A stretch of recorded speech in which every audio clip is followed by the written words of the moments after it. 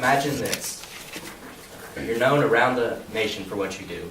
Girls and guys are asking for your autograph after you win a big tournament. One of these tournaments is in South Africa, where you travel halfway around the world to compete and later to win. And this only at the age of 14.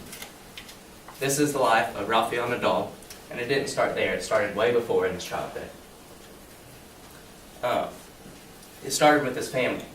He had a great mom and dad and a sister who loved him, and they all loved him for what he did playing tennis. His uncle Tony, right there, started being his coach whenever he was 8 years old. Now this is pretty special because usually tennis stars, especially of his caliber, changed coaches many times during his career.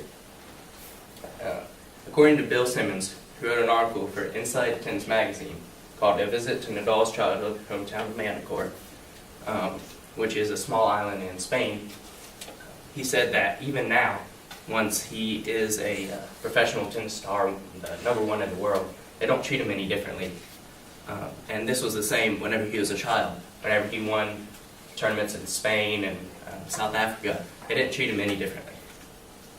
And this family and community launched him into his amazing career as a tennis player.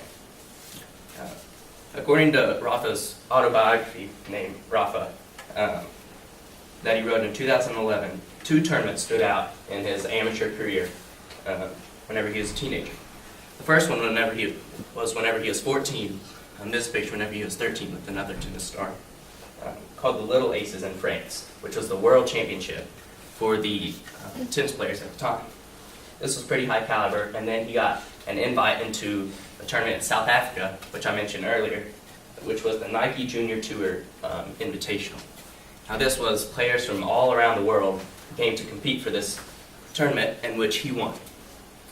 And in his book, he also states that 2 tournaments in his professional career early on launched him into where he is today. The first one was whenever he was 15. He won his first professional tournament, competing with people over twice his age, 35, 40 years old. He was only 15 and he won the whole thing.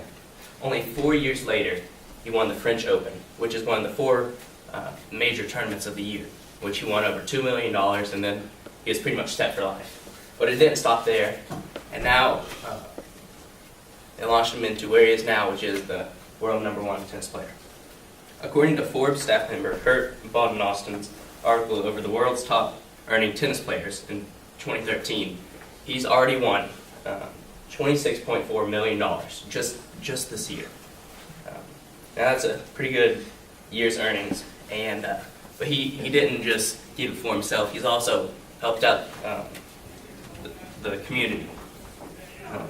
In Carson Griffith's article, Tennis Pros Volley for Off-Court Causes, written in the Wall Street Journal in August, Rafa launched his foundation called the Rafa Nadal Foundation, and you can see it right here with some of the kids.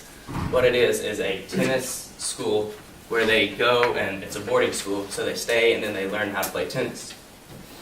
And so he's not only help the community, he's also empowered kids like this to be able to play tennis and have somewhere to live.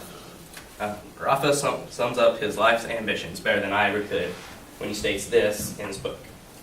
I always work with a goal, and this goal is to improve as a player and a person. This, finally, is the most important thing of all.